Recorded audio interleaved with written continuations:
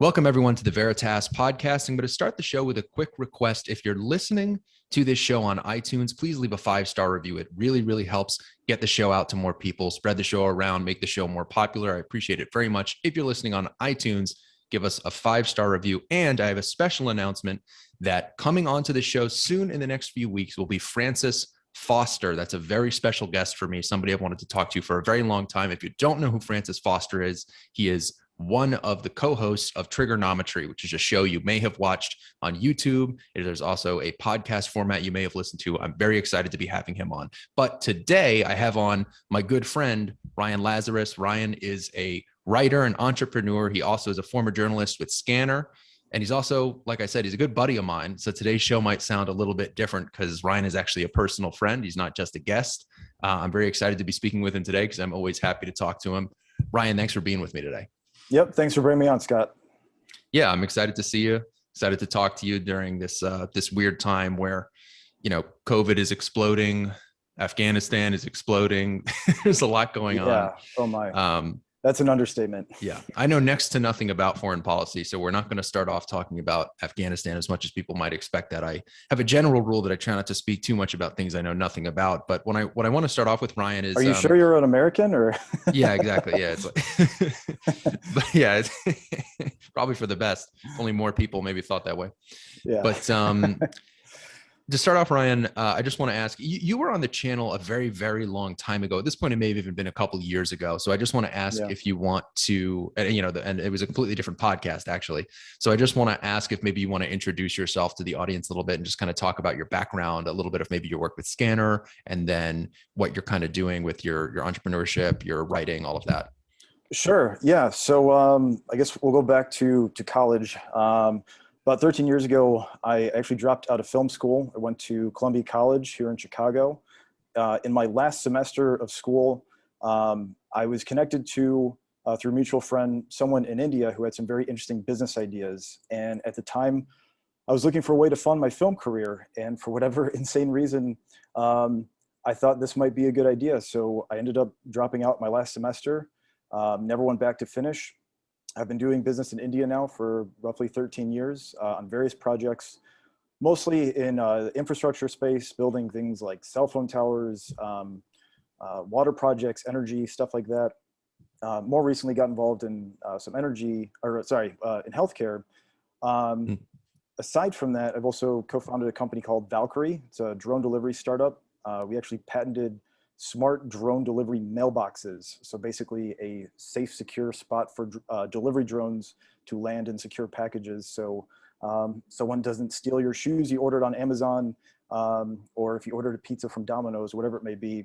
Drone delivery is still in very early phases, but it's something that's going to be, something you'll see somewhat regularly over the next decade or so. More recently, I jumped into the journalism space, working for what used to be called Subverse News and then became Scanner, SCNR. Unfortunately, Scanner's gone through some drama and is somewhat defunct at this point. I don't know if I necessarily want to get into all that drama. It doesn't include me. I wasn't any part of that. That's among the founders. But that being said, it was a great experience. I only did it for maybe 8 months or so. Had a blast doing it.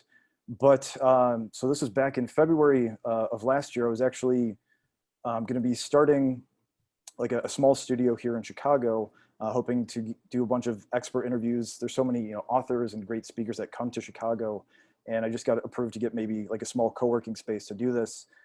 And then COVID showed up, and then everything got put on hold, which is a shame because I was really looking forward to it. I feel like I got a lot of great responses on the videos and stuff I was doing. I feel like I was personally excelling at it, but that left me in limbo for a little bit. So last year I started to focus on consulting on the side, but I still had a huge hunger for journalism, and I'm always keeping track of what's going on in the world. And I decided to write a book about all of the crazy things I've been witnessing and paying close attention to. And the book is called Addicted Empire, a deep dive into America's personal, social, and political addictions. The concept of addiction is something I've been kind of obsessed with for the past decade or so. I've seen that America has, I've seen for a long time, they've had these big series of addictions, and that at some point things might start to unravel. Between COVID and Trump and wokeism and all these things happening simultaneously, that timetable kind of got accelerated, and that's where I was like, I need to write about this now and try and give people perspective on what's going on. So that's more or less what I've been up to career-wise. Yeah, it's a somewhat eclectic set of interests, and it reminds me of myself insofar that I've dabbled in the world of journalism as well, especially when I was in college. And my interest in filmmaking, we're just we're two peas in a pod, and two peas in a pod, and I'm just really happy to have you on the show. I want to sort of start off. We're going to talk about your book for a bit. I know it's still a work in progress, but I'm very interested in it just based off the title and what you've told me about it in private conversation. So we're definitely going to talk about your book, but I want to start off kind of having a conversation with you that we've had sometimes off the air, which is just generally about kind of the fight for Western civilization, kind of the thing I'm talking about almost every time I pop up on this channel. And sort of do like, I wanted to get somewhat of a status report from you on just where you think things are headed and how you think things are going. Because we're kind of at this weird transition point where Trump has been out of office for about 6 months. And give or take a couple of months. And, the focus has kind of started to get put a little bit more on this Biden-Harris administration, which, by the way, you can look up, was officially rebranded to the Biden-Harris administration. They're very, very intentional about working Kamala Harris in there. They changed it from the Biden administration to the Biden-Harris administration, the official branding. But in any case, there seems to be more of a focus in certain places. I mean, there was even a 60 Minutes piece not that long ago about detransitioners, things like that. It seems to be a little bit more of a focus in the mainstream on critiquing some of the excesses of the left. The tenor of the coverage of what's going on in Afghanistan has actually been fairly critical of Biden, whereas maybe 6 months ago it wouldn't have been, when we were still sort of so focused on Trump and everyone was still so obsessed with Trump. I kind of want to ask you, Ryan, just how you feel about the general moment we're in, and if you think things are possibly getting a little bit better when it comes to our fight for the soul of Western society, or if things are still just headed the same way they seemed to be going for quite a number of years there. As someone who is an eternal optimist, I hate being negative. Like long-term for this country, for this globe, I'm very optimistic, but short-term or even medium-term, very pessimistic. I think what's happening now, so it's been interesting, like you said, the people criticizing Biden right now, or typically they wouldn't, but I think part of it is because there's a substantial part of the establishment that wants the U.S. to go back into Afghanistan. I see there's former generals that now work for different defense agencies that are going on Fox News and others saying that they want to try and get back into the war. I mean, there's an absurd amount of money that's been made off of Afghanistan. So, I mean, aside from all the geopolitics, war is fundamentally a business. And I think that's why you see a huge backlash. But I don't think they'll continue to criticize them on foreign policy so much. I think a lot of them are starting to realize they can't keep up the charade of Afghanistan, especially what a disaster it is now. I mean, it's been fully exposed at this point. I think it's crazy to think it was 20 years of this thing's been going on. But I remember talking to soldiers back in 2006, like after they returned, they were saying, can I swear on here? Yes, 100 times. Yes, I swear all the time. Okay. What a giant shit show. Things truly are, especially trying to train a lot of the locals there, that they just knew that there's no way that this could possibly work out. And that has never changed. And the what's it called? The Afghanistan Papers, they've started to pop up again. They became relevant. I think they came up 2 years ago or something like that. They were big for like a weekend, and then it just disappeared and people kind of forgot about it. But for people that aren't familiar, there's this huge story that the Washington Post did. It was detailing that the government did a study on itself to figure out what is going on in Afghanistan. And basically everyone concluded within the government, from the State Department to the different branches of the military, that it's a giant mess. It's a failure. but no one did anything to try and stop it. And now, because Americans hadn't really been paying attention, they're starting to find out, oh, okay, wow, this was really, really bad. And some of them probably forgot the war was even going on. I mean, there's so many things to keep track of where the U.S. is at all times, but because it's rarely talked about, yeah, it hasn't been front and center. So I'm glad to see this is a time for hopefully Americans to kind of re-examine how the military is used in general, because the U.S. is still involved in many parts of the globe, especially the Middle East, but now increasingly in Africa. And I think that's something you're going to see Biden shift to a lot more. So do you feel like all of this has not had maybe that much of an impact on more of kind of like the cultural issues? Because that's kind of been my opinion the whole time. It's tempting to do a whole show about Afghanistan just because it's in the news right now, but it seems like foreign policy has a way, especially with this type of conflict. I forget who tweeted it, but there was a really funny tweet where foreign policy has a way of just kind of escaping the sort of culture war trappings with a few exceptions. So like in Israel, there's kind of this idea that progressives look at Israel and they go, well, the Palestinians are like the aggrieved minorities and the Israelis are the white people. Like they always, in every situation, they basically ask, who are the white people? Who are the black people? Like somebody tweeted this and I wish I could give them credit, but I forget who it was. Somebody was tweeting about this, basically how progressives look at every foreign conflict and go, who are the black people here? And if they can't figure that out, they just don't really care. And I think that while the Taliban is, running roughshod and taking over Afghanistan, they don't really care. It's just not really relevant to them the same way that the Israeli-Palestinian conflict is, and most foreign conflicts aren't. So it kind of seems like this specific moment that we're in this week isn't having a huge impact, other than for us to sort of see sort of this moment where it seems almost as if a lot of journalists feel like it's safe to criticize Biden, because this is something where if you critique him, the vast majority of the American public's just going to kind of forget about it. I think by the time the midterms roll around next year, and certainly by the time he's running for re-election in a few years, do you kind of feel the same way, or do you feel differently? Yeah, I think foreign policy is always going to be a secondary thing to the economy is always what matters in politics, and general safety. So, when 9/11 first happened, foreign policy all of a sudden mattered to people because of such a catastrophic attack. And people think, okay, we need to go to war. That at least made sense to people back then.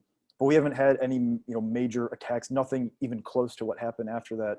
So people have just kind of checked out once again of foreign policy. So they're focused on what's the economy like? But if they are worried for their lives, the other thing they have to pay attention to is COVID. COVID is a much more pressing thing for most people, as opposed to people that live halfway across the globe that are focused on attacking people in those spaces, as opposed to coming here.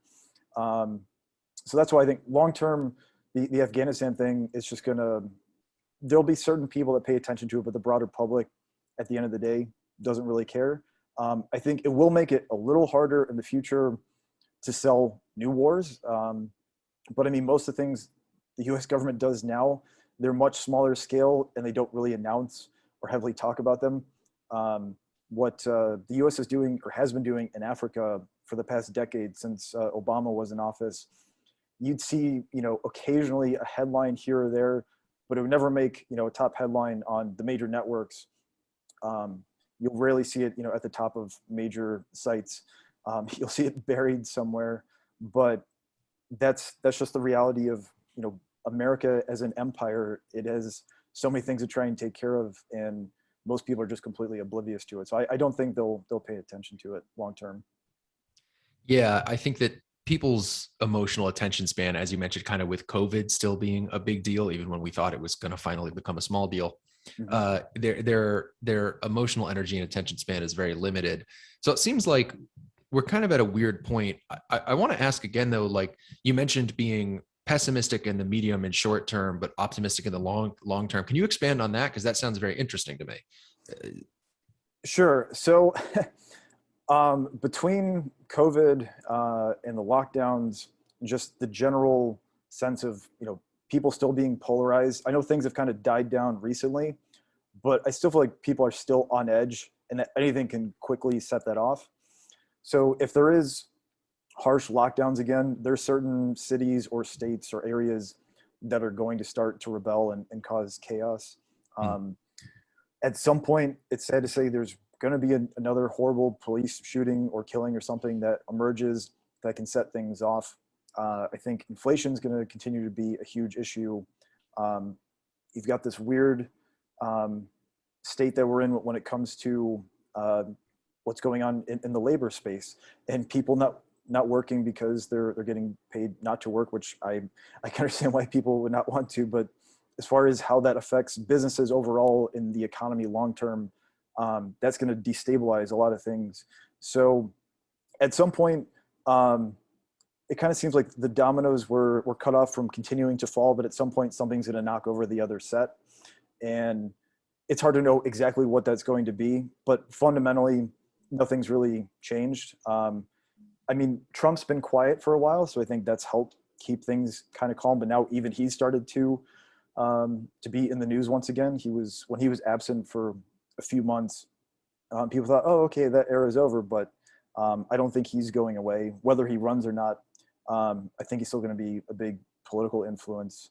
You know, the CRT battle, the critical race theory battle, and wokeism, all this kind of stuff, that's not going away. With the schools and those people trying to shut those down while they're trying to fight certain things from being in their curriculums, that's going to be a huge point for people to fight about as well. So, you know, ultimately, I don't see how this is sustainable, or how the U.S. itself is sustainable.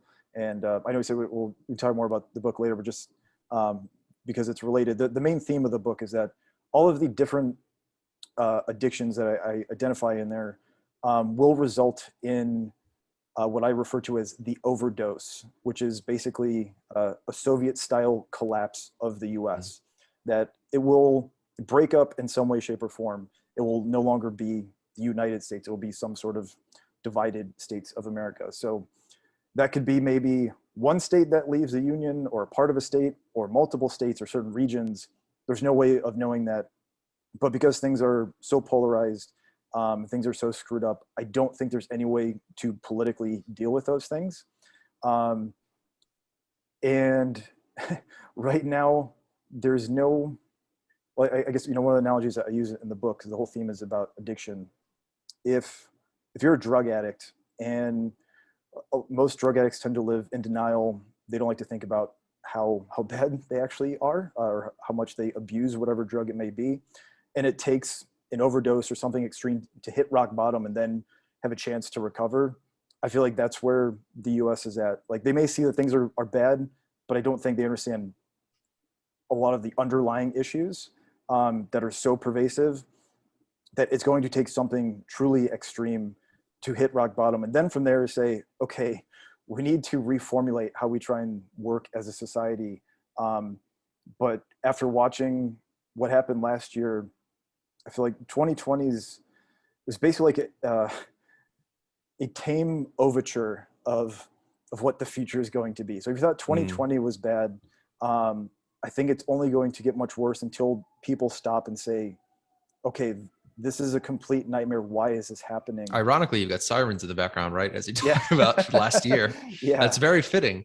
But I'm sure everyone could hear you over that. That was very faint in the background. You know what? Let's talk about the book now. Now, you've brought up the book, and I'm already extremely interested. And so we'll get to that kind of portion of the interview just right now, because I'm already really, really interested in this. I was going to say, I was almost going to interrupt you at one point when you're talking about the overdose, and I was like, last year wasn't the overdose. I remember thinking how, and I agree with you. Actually, I remember thinking last year, I was like, this has got to be our bottom. When people were actually committing widespread violence in the name of the woke orthodoxy, and it was not only being ignored, it was actually being supported and endorsed, and in some cases funded effectively by the Democratic Party. I mean, the bail funds for a lot of these rioters were actually paid by politicians like our very own president and vice president when they were running. You know, it certainly hit me as kind of a rock bottom moment, but really it was just, if you're going to go with the addiction analogy, you could say it was just a particularly bad bender. You know, this was just, you know, America's addiction to wokeness or to this sort of bastardized version of equality, which is equity. It was that just having a sort of a new low, but not rock bottom, because it certainly can get worse, and we've seen signs that it might. Let's sort of take a second just to have you. Let's talk about your book, and just so that people can sort of get the general idea before we go any further with the specifics. Why don't you just talk Sure. about say the name again, and then if you could get into kind of the premise and what you're trying to build out. I know it's not finished yet, but if you could sort of just give us an intro. Yeah, sure. So the title is called Addicted Empire, a deep dive into America's personal, social, and political addictions. So I'm taking a very broad approach to this term addiction, not just in the traditional sense of someone that uses a drug, but different behaviors and also political policies and how they mimic the way we traditionally think of addiction. So the point of the book is to go from, when you look at all the various addictions and you add them all up together, I want Americans to see that things are far worse than they could possibly imagine. Because last year it was a wake-up call for certain people, like, oh, when they see the riots in the streets and stuff like that, like, oh wow, this is really bad. But they're also not thinking about all of the separate things that at some point they actually face in their life. They might be in denial about their own addictions, but they're starting to become maybe aware of other people's addictions, like social movements, things like wokeism. These kind of new religions of sorts can kind of act as a form of addiction. And at the end of the day, the point of the book is for people to just be honest with themselves and realize, while they've been so consumed with their work, with playing video games, with pornography, or all of the various digital addictions that exist in this day and age, people have just gotten completely lost and forgot that society is extremely frail. But because America has been presented as the greatest thing that there's ever been, and that how could it ever start to fall apart? It's like all of these things have been slowly cracking for a long time. And the point of the book is for people to help to recognize them. But not, I don't want people to feel negative about these things, but it's a wake-up call. Actually, the first line of the book is, this is not a book, this is an intervention. I want to kind of shake people out of their days. Now, going back to last year and what was going on with the riots and everything, and just the general political tensions and the fighting between the Proud Boys and Antifa and all that kind of stuff, that has certainly woken people up. The problem is, if they think that's the only problem, they're only going to look for solutions for those problems. Unless they recognize all of the other ones, you can't begin to try and fix things. So ultimately what I want to do is, if you're going to try and fix things, you have to first start with yourself, figure out what's going on in your own life. If you're solely focused on the external things, that's not going to work if you can't take care of your own life. If you can't take care of your family and your friends or your community, ultimately your country is going to fall apart. So I'm trying to get people to refocus in on themselves first, not to ignore everything else, but if you can take care of yourself, is kind of like a Jordan Peterson approach of clean your room, focus on the things closest to you first before you just start to externalize things. And hopefully, if you can get enough people to fix their own lives, they can influence others, and then at that point they can start to influence society. But I don't think you can do that without the so-called overdose that I referred to, of this larger collapse. At that point, then you can start to reformulate how society works. If the US does break up, it's going to allow for, I think decentralization in general is a good thing.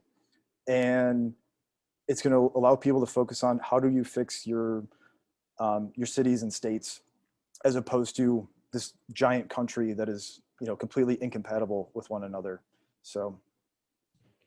Yeah, I love the use of addiction language to address cultural and political and social issues. I think that it's highly relevant. And as somebody who's had kind of my own addiction journey, I I I have a lot to say about it. And so I really want to ask specifically though, just so that we can kind of start to get an idea and delve more into what you're talking about, what are some of the specific things? Because I did a video at one point on my channel where I talked about how I felt very much along the lines of what you're saying, how I felt that our country is addicted to equity. Like we're just so in love with this idea of equity, especially when it comes to racial issues, because it makes us feel good. And that one of the first big hits we got of this sort of drug that makes us feel really good when we engage in this sort of racial equity worship was when Barack Obama was elected president. I remember how there was this overwhelming sense of optimism. And I was just 13 years old when that happened. I was very young, but I still could feel the incredible feelings that people were getting from, oh my God, we elected a Black president. People felt so good about it. And it seemed so innocent at the time. And yet, to me, I sometimes think of that as one of the original acts of really modern day woke orthodox behavior, sort of this addicted behavior where people are going, oh my God, this feels so good. It really was like a drug. You know, I just want to sort of preface my question with that and then ask you, what specifically would you say we are addicted to as a society? What concepts or ideas or substances, what sort of, how deep does the metaphor go? What are the actual addictions themselves? Sure. I mean, well, just to start with wokeism, because I think that's become one of the most relevant things and pervasive things throughout society. It's been crazy how quickly it grew. You know, I remember back in, so I went to college from 2004 to 2008. And I had one class that was in, it was actually critical theory in television. That was my first exposure to postmodernism and critical theory in general. But not anything specifically critical race theory, but there was similar classes on gender studies and stuff that I took, where I learned a bunch of things I'd never heard anywhere else. And they weren't quite mainstream, but then, I don't know, maybe 2014 or so, that's when I just started to hear a lot of those terms that I heard, you know, several years ago start to just pop up into the mainstream, especially in journalism, where all of a sudden you had this huge shift of some of these like really fast growing venture capital backed, you know, startups, all of a sudden are just infected in a sense with these quote, well, at the time they were called social justice warriors. That was the term of the day. I feel like that eventually just became wokeism. Yeah. And, you know, I think part of it, it makes sense. People, especially young people, they want to feel a part of something. If they don't have meaning in their life, this is a quick and easy way to get it. And honestly, when it comes to, you know, certain things that the so-called woke talk about, I think they're actually good. They're addressing problems that have existed and do exist. I think the biggest problem is painting it as every person is like inherently awful. So like the what's her name, Robin DiAngelo, like her brand of wokeism, I think that type of stuff is so incredibly toxic. You know, it's basically a reformulation of Christianity, of like original sin, but applied to white people, and that they're just inherently racist. And they'll say, "Oh, well, it's not your fault, but you're still bad," and that denying that you're racist is actually evidence of you being racist. So there's no way that you can escape it. But I mean, in Robin DiAngelo's case, whether she believes this stuff or not, she's making tons of money. So, you know, greed itself can kind of function as an addiction. But, you know, just for people that part of the broader movement, the quick dopamine rush that you get from going after someone or calling them out, you get a feeling, especially if you're towards the bottom in society, all of a sudden you can have power over them, which isn't something people have really been able to do in history. Typically, if you're on the bottom and you challenge someone at the top, you instantly get squashed. But in wokeism, you can be at the bottom and challenge anyone at the top, and they will cower in fear because of what can happen to them socially and financially. So, you know, it just goes to show America, its past, I think, is very dark. And there's certainly, I have plenty of issues with America now, but as far as it being at this moment, this completely horrible racist place, I just think is absurd and dangerous. So, as far as like for woke people, there's a good portion of them, they don't really believe in it. They're scared of people that truly believe in it, so they go along with it. And another big theme in the book, Addicted Empire, is about conformity, that social conformity basically as an addiction, where people will do things that they really don't like, but because of that temporary discomfort they might feel by challenging a social norm, so long as they keep that going, at some point it's going to become much, much worse. And that's what ultimately an addiction is. You use something or participate in something that temporarily makes you feel good or lessens pain, but long-term has catastrophic harm. And that's what's happening with wokeism. It's a tiny percentage of people that actually buy it, but a huge percent that are willing to participate with it because they're in fear of it. And they're kind of hoping that it'll go away someday. But last year we got to see it really full force of like, oh, okay, this is actually a huge problem. Now people are willing to challenge it a little bit more. There's still people that are certainly in fear of it, and it's understandable because of, cancel culture is a very real thing. If you're not financially stable, and if your job can disappear at any moment, or at least even if you like your career, people don't want to challenge it. So it is a giant like systemic problem. But at the end of the day, I do think it is truly a minority of people that actually believe in it, which means I think there's a ton of hope to try and correct it. The thing though is to expose the fact that it is such a small minority, because at that point people will be willing to fight against it because they know they're actually the majority.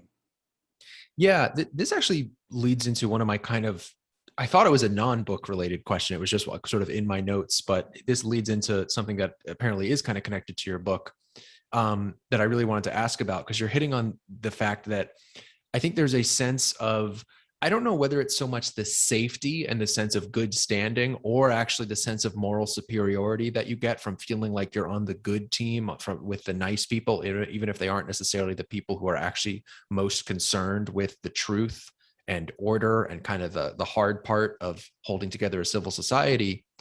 And I'm not sure which one exactly is the addiction, but you're talking specifically about cancel culture. And I do want to just take a second to address that, because we've had a really interesting conversation about this in the past. And it was one of the things I wanted to talk about, which is there's so much that you could do to break us out of this cycle. If you were to just lower the cost of telling the truth, if you were to just provide what I would refer to as a safety net for the canceled. And I wanted to talk to you about this because we had a discussion about this, I think, a few months ago. Mm-hmm. What do you think of the idea? How plausible is it? How likely is it to succeed?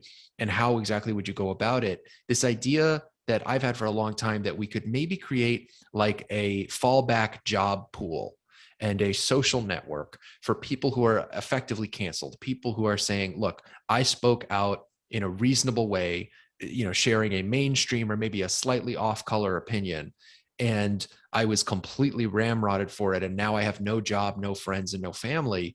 Help me. And could we provide that sort of safety net so that the most important thing being they're not going to lose their job? At the end of the day, you can always find new friends, and that's relatively simple. But if you lose your job in this economy, in this world, it is just devastating, especially because the woke people are not satisfied once you've lost your job. They will only be satisfied when they can see that you are completely unemployable. They will make it so that you are destitute. So when you talk about cancel culture, I want to ask you about how we might address it.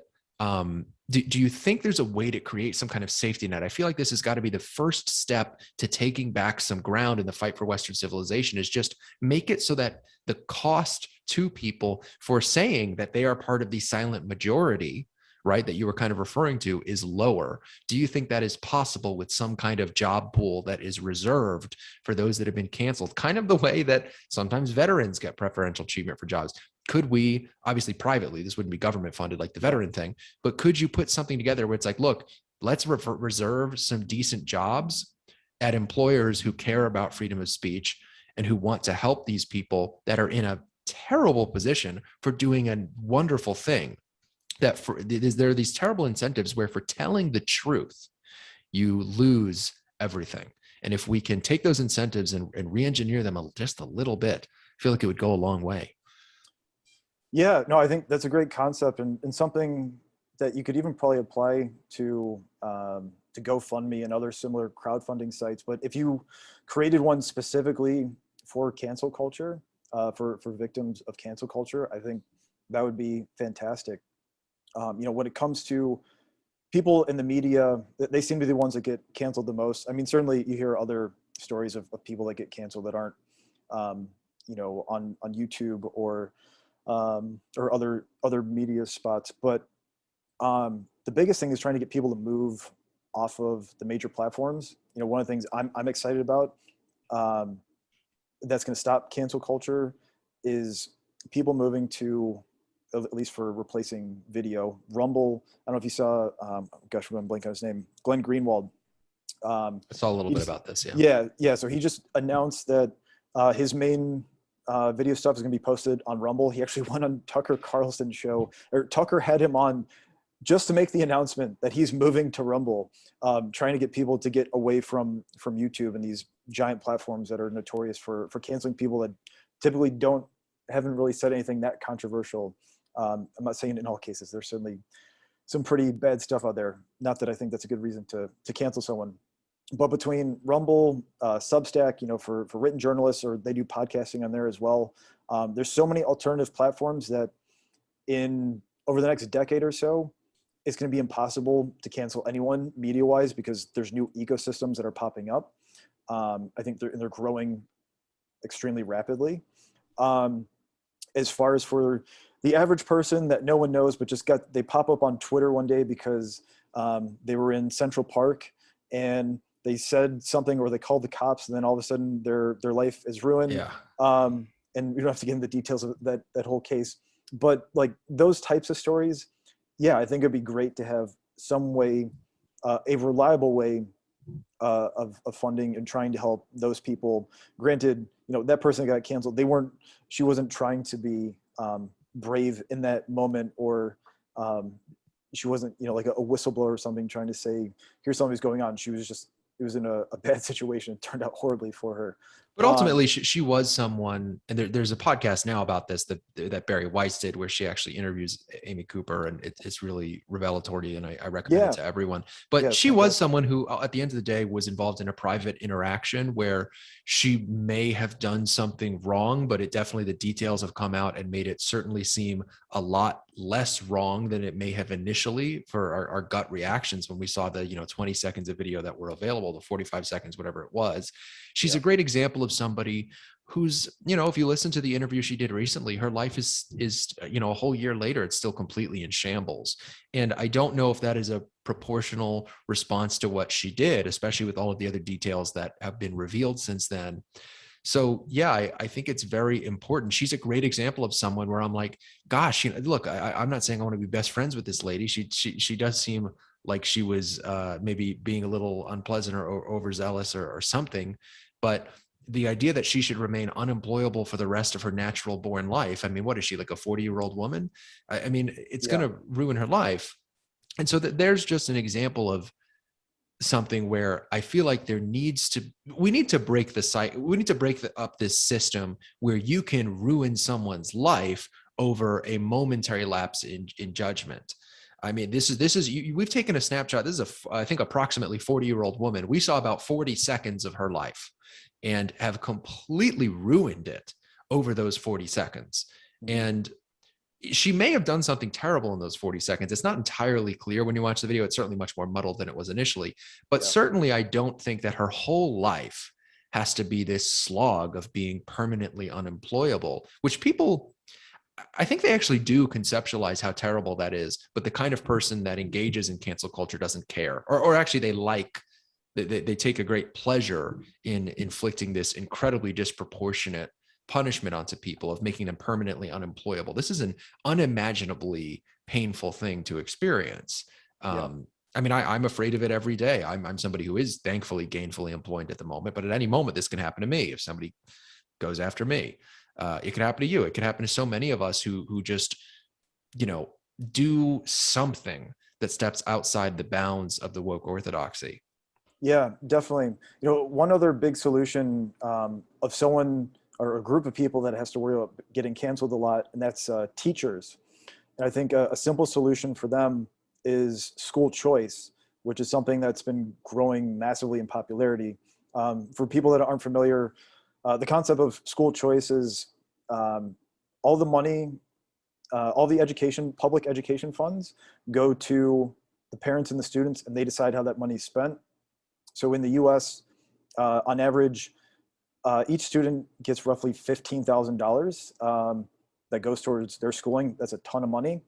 That's actually a lot more than what most private schools are. I think the average private school tuition is like $11,000. Granted, there's, some private schools are like insanely expensive, but those private schools that use way less money typically perform better. But with school choice, if you can give every student roughly 15 grand and they say, I can take my money anywhere I want to with any teachers that I want. Teachers that don't like the current system can speak up freely and be like, look, if you don't like CRT, or perhaps if you like CRT or something like that, you can pick the school or teacher that you get to choose. Right now, because the system is largely monopolized in most places, those teachers are on edge, and you can understand why.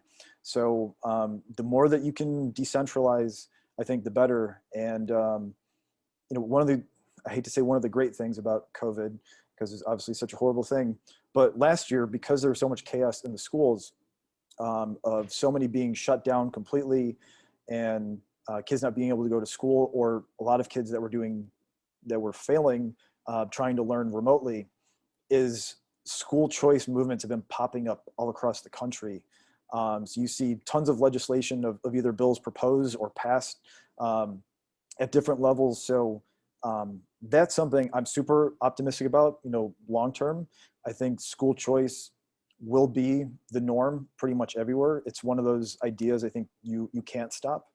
The problem is people just aren't as familiar with it. But like I said, the momentum for it is just immense. So that's exciting. Yeah, this is actually something that's gaining in popularity from what I can tell, including, by the way, as I understand it, the Black communities, African American communities in the United States really want school choice. And it's one of the many, many issues where the Democratic Party is so out of step with a huge portion of its base being Black Americans. Because the public schools in so many poor Black neighborhoods are so bad, a lot of Black people in America very big fans of school choice. And it seems like that's one example of something that's maybe trending in the right direction. The critical race theory thing also accelerating that, as you mentioned. Yeah. I want to ask you, kind of getting back to the idea of your book with the addiction language. Well, real quick, can I just add one more part to the education part? Go So ahead. I can give a good personal example. So I'm actually a board member for a private school here in Chicago. It's called Ryan Banks Academy. It's a tuition-free private school, specifically aimed at students that were previously stuck in some of the worst public schools Chicago or even the country has to offer. We opened our doors to these students, and we spend roughly the same amount Chicago spends per student, but we took kids that were way behind on their math and reading scores, and now since they've joined us, they're now meeting and exceeding those goals, and now they actually love to learn.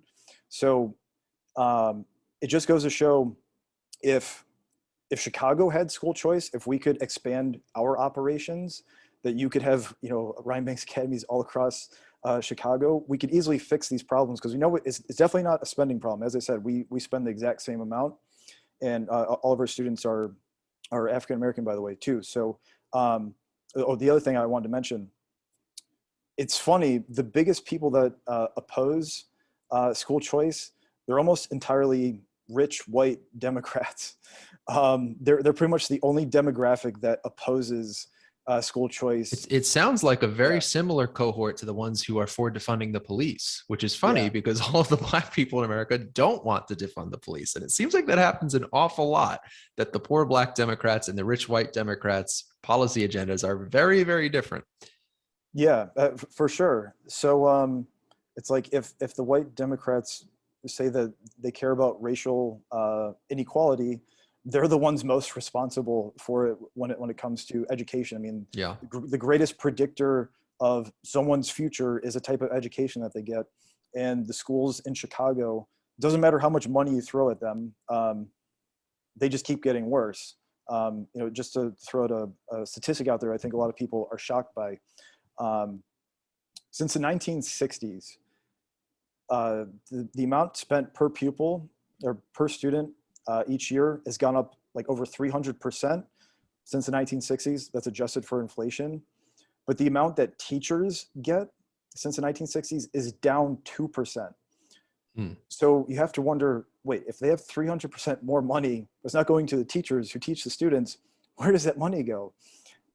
It goes to basically a bunch of bureaucrats that aren't teaching the students. So it's like, why would you want to give people more of that money? And I think There's a whole industry, especially at the college level. I mean, the DEI stuff, the diversity, equity, and inclusion stuff. There's way more money going into that than anybody thinks there is. That's a huge proportion. And that's all garbage. As a matter of fact, that makes the school actively worse. Your whole job when you're in DEI is to just make everything worse and to make everybody hate each other. Yeah. Right. The amount of waste here is incredible. And I think people are really waking up to that. And so I wanted to ask, kind of as it pertains to the metaphor from your book in particular, is this an example of something where America is breaking its dependence or breaking its addiction? Because when you first told me the idea for your book, it actually almost made me feel optimistic and affected my thinking in a way, because I thought, including with my own experience with addiction is very much a thing that can be overcame. Often when we hear stories of addiction, they are stories of addiction and recovery. And that is typically the arc of an addiction story. Of course, there's also simply addiction and tragedy. That is the lethal overdose that we hear about so many times with opioids and other substances. Yeah. But it is entirely possible, and there is actually kind of a playbook on how to, break an addiction. Do you think, maybe the sort of dependence and addiction on these kind of shitty versions of public education, that being an example of this, do you think it's possible for America to recover from and break its addictions? Or do you think it is kind of this hopeless tragedy where it's going to end the way that, more so of like a Kurt Cobain-esque situation, Yeah. So as I mentioned before, like the concept of the overdose, I don't think it's a lethal overdose. I don't think America as a whole good start. Unless what's the grand super volcano that supposedly is way overdue to erupt. I don't know if you've heard about that. I know what you're talking about. Unless that happens, but I'm not writing about that or concerned about that so much. But no, overall, I'd say, 20 years from now, or whether 10, 20 years from now, I think things could be much better, but I think inevitably they will get much worse first, but doesn't have to be everywhere. I mean, America is such a huge place. There's certain states or localities that will be able to adjust quicker than others, but then you're going to have certain states and cities that are going to latch on to certain policies until the very bitter end. So one of the big themes in the book is I write about the term Detroitification, basically the process of becoming like Detroit. And the reference is, Detroit used to be, a bustling city, one of the best places to work and live in the country or the world, but had a series of riots and rampant crime, combined with the fact that a lot of jobs moved elsewhere. But once things get violent enough, certain places, a lot of people tend to flee. And when you do that, it's typically the rich people that leave first. The rich people pay the most taxes. If your tax base drops, all of a sudden you have less money for other social services. Crime tends to go up more people leave, and you just get this spiral downwards of less tax revenue and ways to try and help and support people. You have less investment. There's less businesses to help. I think you're going to see quite a few cities that face that. Right now, being in Chicago, maybe I'm partially biased. I just don't want to see that happen because I actually live here and I love this place. And there's so many wonderful things that are happening here, but it does have a lot of systemic problems.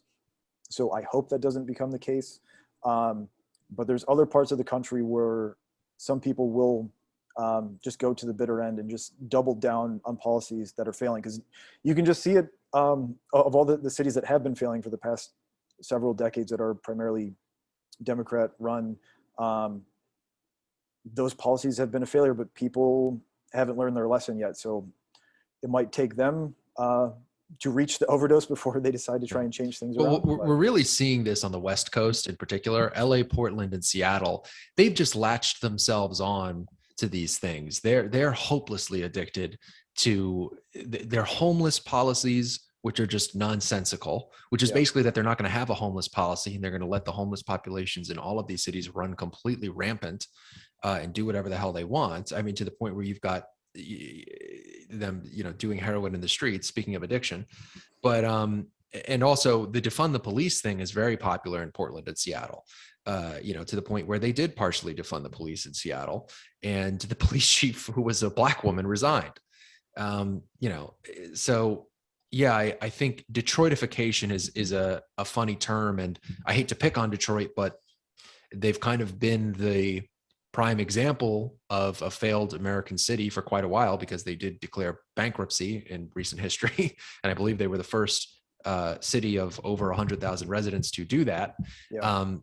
So yeah, I think that the hope would perhaps be that there's maybe there's gonna be places where it's worse than others, is kind of what I'm hearing from you, is that rock bottom isn't going to look the same for America all across the board. It's going to look different in Seattle than it does in Austin.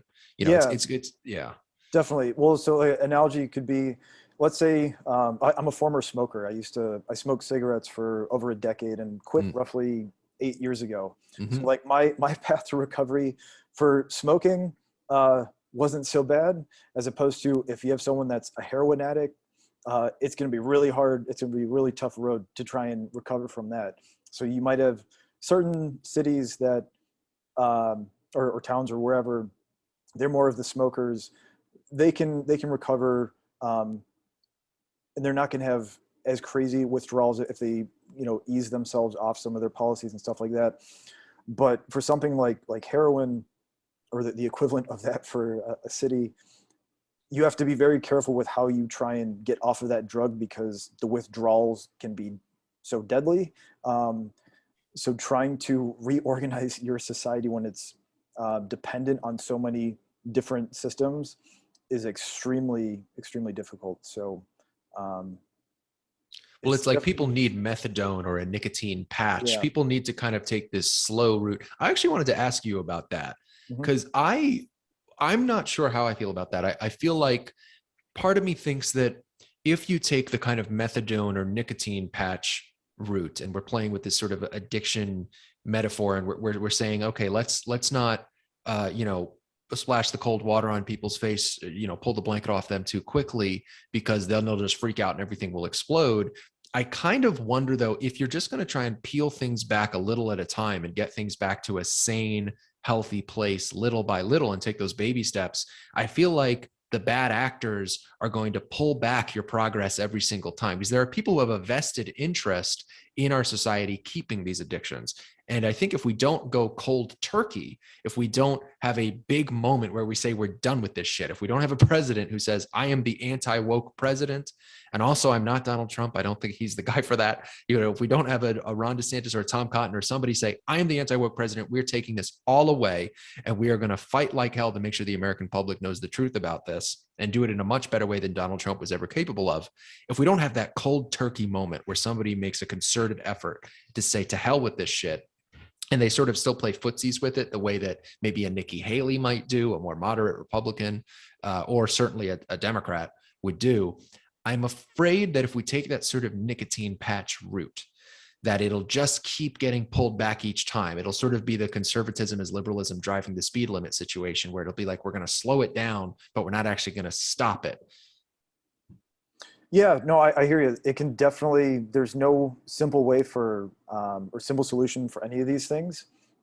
They can definitely potentially backfire, but if you do the cold turkey approach, you could get people that really lash out if all of a sudden they get cut off from certain benefits. And that can make things far, far worse. So like I said, there's no easy way to do this other than at least start to recognize these things, and hopefully maybe people can come up with better solutions. But if anyone thinks we can do this without some level of pain, there's just no way to get around that. Yeah, and breaking an addiction is always painful. I'll talk a little bit about my addiction journey. I'm a former pornography addict, actually, which is very rarely talked about. It's like the most shameful of all addictions. It's like people want to talk about that less than they want to talk about heroin. But I'm in recovery from porn addiction, a recovered porn addict. And I can say from my own experience, even though my addiction is maybe somewhat unusual compared to a heroin withdrawal or a nicotine withdrawal, there is a sort of pain that you're going to have no matter what your addiction is, whether it's pornography, alcohol, nicotine. You've got to sacrifice. You've got to be ready for what in society might appear to be these explosive and painful moments. Because I know for me, when I was breaking my addiction to pornography, I remember getting these headaches. Like I was addicted to porn for 10 years. So I was watching it at least once a day for 10 years and really, really relied on it as part of my internal clock. It was like eating or sleeping for me. It was part of my day was watching porn. Mm-hmm. And and of course, YouTube is going to suppress the shit out of this video because it can hear the word porn, but so be it. I can't really talk about it so much if I'm not going to say the word, but I never bother with the YouTube censorship. I just can't stand to. But in any case, I had to make a sacrifice in order to break my addiction. I had to have these moments years ago when I started my journey where, man, I would get these headaches. Like I would get the urges to watch porn and then I would be resisting them and it would feel like my brain was going to explode. It hurt. I mean, it actually physically hurt. And it kept me up at night. I would lose sleep fighting with these feelings and these urges. And it was painful. And yet it was a cold turkey approach. I didn't have methadone for my porn addiction recovery. It's not like I was looking at Instagram models or anything. I had to take this cold turkey approach because to me, it seemed like the only way. And I knew it would be the most painful way. But I think that when you talk about kind of the sacrifices that would need to be made in a cold turkey scenario with wokeness, with our addiction to equity principles, and our addiction to the way that those equity principles make us feel, which is very good, very nice and good in the short term, just like drugs and just like porn, that if we're not willing to make that sacrifice and have the explosive headaches and moments and withdrawals and not sort of reenact that scene from Trainspotting where Ewan McGregor's got the tomato soup and if we're not willing to have that moment, I don't know if we can break the addiction. I'm more of a fan of the cold turkey approach because, like I said, the nicotine patch approach in this instance, it's going to be exploited because this addiction is a little different. Most people, when they hear that somebody's going to quit cigarettes or quit pornography, they're like, well, God bless you. they're going to help you out. In this case, there are people who have a vested interest. Imagine it's like the tobacco companies, right? Who wanted you to keep smoking. And for me, it's MindGeek. It's all the porn companies that want you to keep watching porn. There are these big, powerful entities that are even more powerful than big tobacco and MindGeek, like the Democratic Party, like the mainstream media, like the activists, what I like to call Outrage Incorporated, which is all of the nonprofits and activist organizations.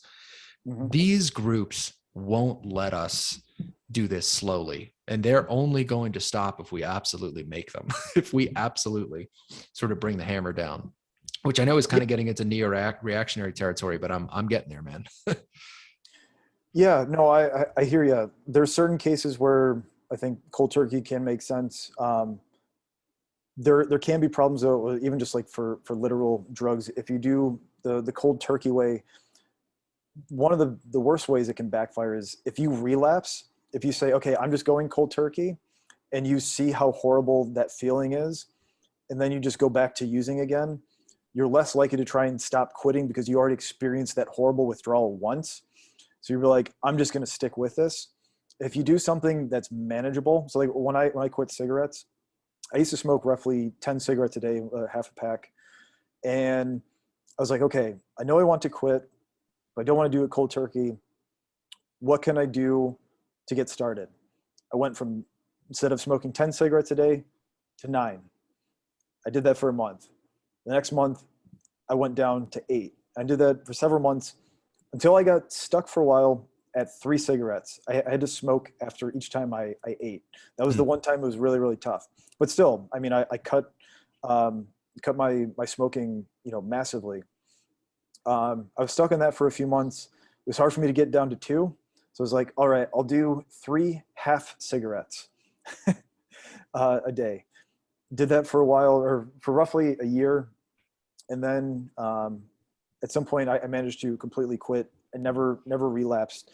And after I smoked the last cigarette, because I did it so slowly, I had zero withdrawal. I didn't have any, so-called Nick fits where I just like really wanted a cigarette. I had zero cravings. And it was funny because I just assumed I was still going to have some sort of withdrawal. I quit. My last cigarette was right along the Christmas holiday. So I figured if I'm going to have some time off, I can spend time in bed and feel horrible. And actually, I just felt great. It was amazing. So like in that case, tapering off very slowly, I think you're much more likely to do it. I realize in certain cases, there's a chance for that to ramp back up. There were certain things I couldn't do back then. I couldn't be around people that smoked a lot of cigarettes because then that would make me want to smoke more. So there's different things that can start to influence and that break into that model. But as far as like some of these more, social things we have to deal with, there's no way to directly reverse them because there's things that are in people's minds. So the more that you can just convince other people to speak out against these things and also provide information, but also, like I said earlier, with so-called wokeism, there are certain things that we should, I think, pay attention to and find common ground, especially if you're talking about the criminal justice system or something like that. That's something I've been very outspoken for a very long time. And I'm glad that they're talking about these things, but the way in which they do it, I think, is super counterproductive. Is actually making things worse. I mean, we see how much, the more crime goes up, the more people want more policing. It's like, if you're someone that wants to have less police or less people in prison, this is going the exact opposite direction. But if you can say to people, look, we recognize that there is a disproportionate amount of racial minorities that are in prison, that get arrested for things. But instead of, if you went from critical race theory to like critical class theory, would actually make a lot more sense, because or at least for the criminal justice system, and that's what CRT was initially focused on, is law. If you're poor and white, you're likely to face the same circumstances as a black person who's poor. If you're rich and black or you're rich and white, you're more likely to face certain circumstances. You'll get the benefit if you're rich, and if you're poor, you're likely to get screwed by it.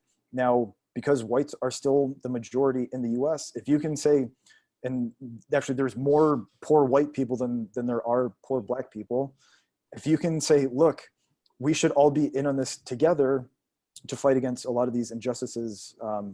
Well, the biggest thing for me, at least, is the war on drugs. So there's plenty of other crimes and stuff, I think, or just problems with policing in general. But when it comes to police deaths and or police killing people or police brutality, there's twice as many white people that are killed each year than black people. And most people are shocked to hear that.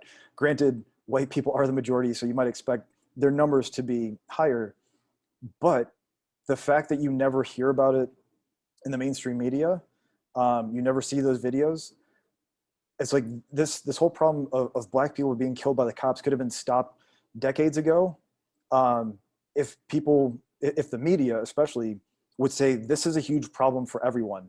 Because if you can get the majority on your side, they can make the change much quicker than a minority. And it's a shame that it has to take white people that are ignorant of the fact that they're actually a bigger target for cops overall. But if that's one way to try and fix those things, then talk about it. But that's not something a lot of the so-called woke people like to talk about. It's always specifically on race, and that it doesn't affect everyone at the end of the day. So I've certainly found common ground with quite a few people that lean to the woke side. If they see that you come from a place where you actually care about these things, and sometimes it takes changing your tone and how you speak to them and not attacking them. And you build that rapport over time where they see, okay, you actually do care. Maybe they'll see, oh, there is more reasonable people out there. Even if they don't agree with me, I can work with them. And I think if you can build more of that allyship, that's going to go really far. If we focus on strictly attacking the people you disagree with, as opposed to trying to have civil debate. I know a lot of people think that's not a possibility with some of these people. In some cases, that can be true, but there are a lot of reasonable people out there. And actually, one of the best places I've found is on Clubhouse. I don't know if have you been on there yet, or a little bit. I've perused around. I haven't been yeah. a super active user. Yeah. So for people who aren't familiar, it's a social media site. It's strictly audio only, and you can join these chat rooms basically, and you can find any topic. But you've got people that are always chatting about. There's plenty of rooms dedicated to these social type of issues, and I've made friends on there. It's funny when they'll if they mention something about me, they're like, I have a ton of disagreements, but I really appreciate Ryan because I know he comes from a good place. And whereas like before I was on Clubhouse, like I never really had a chance to have a lot of those types of interactions with the people I have like really big disagreements with. But I know they're definitely out there. So I encourage people to try and do that as much as they can. Yeah.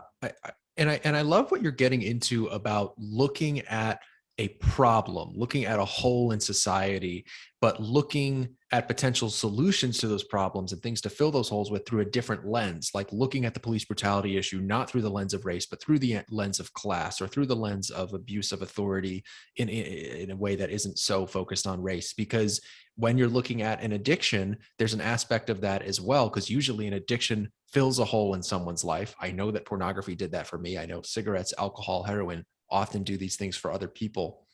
And that I love what you're getting into, because a big part of my recovery, and I think many people's recoveries, is not ignoring that void in your life. I mean, in my case, it was obvious. Pornography fed my need for sexual satisfaction, for a sense of acceptance, for a sense of catharsis. All of the things that we know porn kind of feeds into in a way that goes right into your blood brain, that is very drug-like. And I found something else to fill that void with, because right around the time that I quit pornography, I started dating my current girlfriend. That was not a coincidence. I did actually quit pornography a couple months before, so it wasn't a perfect correlation. It didn't happen exactly at the same time, but the fact that they happened so close together is not a coincidence. And I think that there's a great sort of interplay between the sort of society-wide addictions and the individual level addictions that you were kind of hinting at, because again, with an issue like the police brutality thing, with income inequality, with any number of issues that, actual liberals have been talking about for decades. It's not like, police brutality is an issue that is older than wokeness. With these issues, there is something there to be discussed. It's not like we can't discuss these issues, or it's not like we can't attempt to solve them, but the way that we go about it is so addictive and it is so perverse in nature. I mean, the police brutality, man, I'm glad you talked about the police brutality issue, because that is such a perfect example of us solving a legitimate problem where, yes, police do often abuse their authority. We have seen enough videos of police abusing white people, black people, whoever it might be, to know that there is at least a little bit of a problem in this country with police who are poorly trained, who are engaged in activities that put the citizens at risk, where they are not protecting and serving properly. Yeah. And it's no way for the state and their citizenry to interact, because police are representatives of the state at the end of the day. But man, I cannot think of a worse way to address that than to say, actually, this only affects black people. Because like you said, then guess what? A lot of the white people aren't going to give a shit. And there's no, and I don't know what people expect when you say that this issue that actually affects everybody only affects black people. And it very much reminds me of somebody saying, oh, I'm missing something in my life. Let me fill that void with alcohol, with heroin, with porn, with whatever it might be. I think that it's very similar to that. I think we'll get another chance to get into this more in the future, Ryan. Once you're finished with the book, I look forward to grabbing a copy and reading through it. But it's been great talking to you today, Ryan. I know I'll talk to you again soon, because you're actually a personal friend, and I'll be seeing you soon. Even if we're in lockdown, I'm sure we'll find a way. Hopefully no more lockdowns, but we'll fucking see. I don't even know at this point. No, for sure. This was awesome, and happy to do it another time. So and I'll make sure you get a free copy. So Oh yeah, if you want to give me a review copy, that'd be great. And I'll be sure definitely. to. I know it's going to be great. So there will be a 5-star review waiting for you. Speaking of 5-star reviews for Ryan's book, again, if you're listening to this show on iTunes, please leave us a 5-star review. If you're listening on YouTube, please like, comment, and subscribe. But before we go, I also want to let Ryan take a minute. Other than your book, Ryan, is there anything else you want to plug or promote? I know the book is not currently available, but other than your book in the future, is there any social media or anything you want to plug today before we go? Well, I mentioned the school. I serve on the board, Brian Banks Academy. If you have a few spare dollars and you want to donate to a good cause, check out ryanbanksacademy.org. You can see a bunch of media stuff. We've been featured on national and local stuff. You can find out more about our school. I think we have an amazing story, and it's a great cause. So yeah, I guess that's about it. Awesome. Well, thanks again, Ryan, for being on the show. Everybody be sure to check that out. And we'll be talking about Addicted Empire again when it is released. I am sure of it. And I look forward to reading it. Thanks again, Ryan, for being on the show. Thanks again, everybody, for listening today and for leaving those 5-star reviews on iTunes. I want to drive that home again. And also repeating my special announcement from earlier from the intro to today's show, I'm really excited to be having Francis Foster of Trigonometry on the show in the coming weeks. Look forward to that. If you've been a fan for a long time, I know that's a big, big guest for me and for all of those of you who've been listening for a long time. Hope you enjoyed today's show, and I will see you guys next time.